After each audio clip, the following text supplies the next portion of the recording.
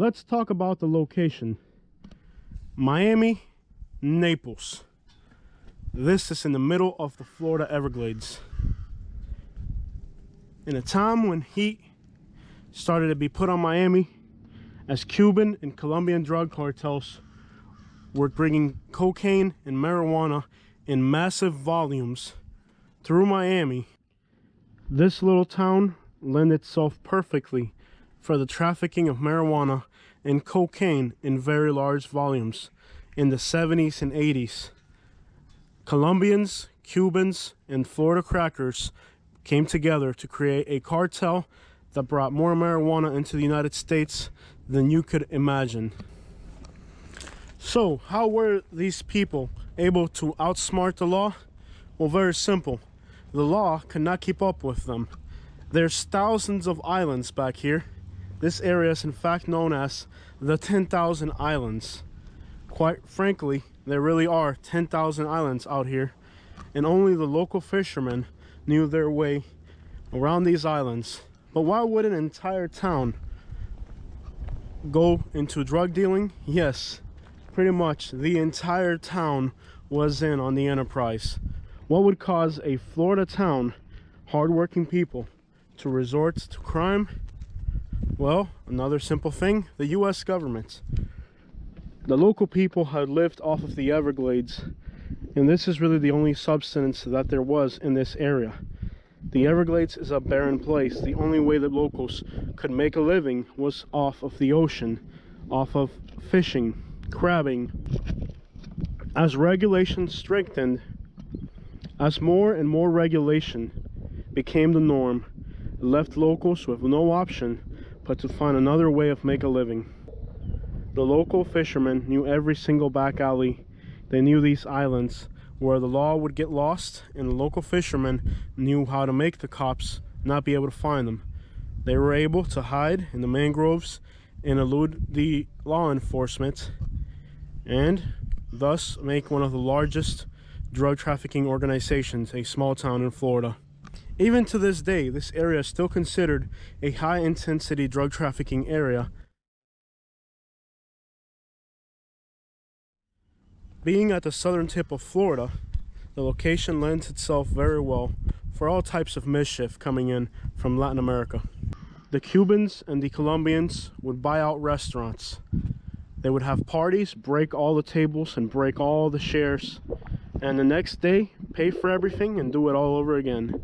Yeah, going to a restaurant in Miami in those days, you could have seen drug dealers close down the restaurant, smash up all the tables, smash up all the chairs on cocaine-driven anger, pay it all off, restock the restaurant, and do it again the next day. It became normal for drug dealers to have the most expensive vehicles and exotic pets. July 7, 1983, about 200 federal agents swarmed this little town.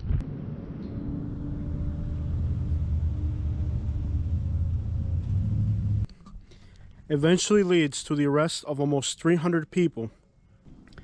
Local legends say that underneath some of these old homes and inside of some of these old cars are still massive amounts of cash money left over from the era. The amounts of drugs that were confiscated here were unlike anything else in the United States.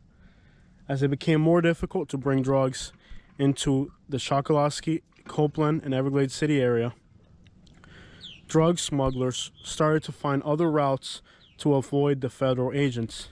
While the sweep arrested a large percentage of the town's males, there were still possibilities to continue the trade of drugs in the 80s. With the eventual bust in Everglades City, traffickers found other routes to move their drugs into South Florida. Port Royal in Naples and the Cocohatchee River in North Naples became more popular routes to bring large shipments of drugs. In Wiggins Pass, a small home that still stands today, at one point had a truck with so much marijuana in it that they could not close the back gate, parked out in front of the house. All the neighbors could see the marijuana popping out of the back of the box truck.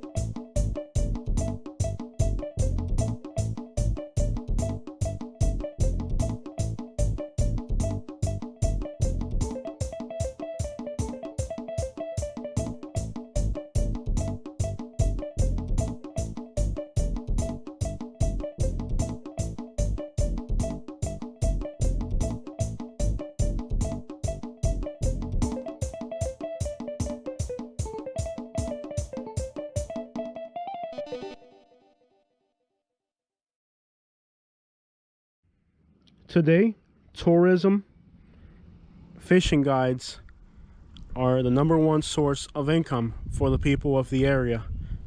I strongly recommend that if you consider visiting Florida, you rent a fishing captain out and have him come out with you and fish the 10,000 islands, the best fishing in the state of Florida.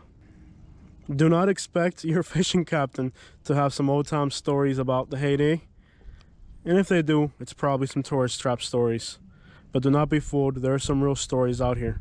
I strongly recommend that if you've never visited Everglades City and you enjoy fishing in nature, that you hire a captain to show you the local waterways, maybe a manatee tour or a fishing tour where snook, redfish, and tarpon are the best in the state.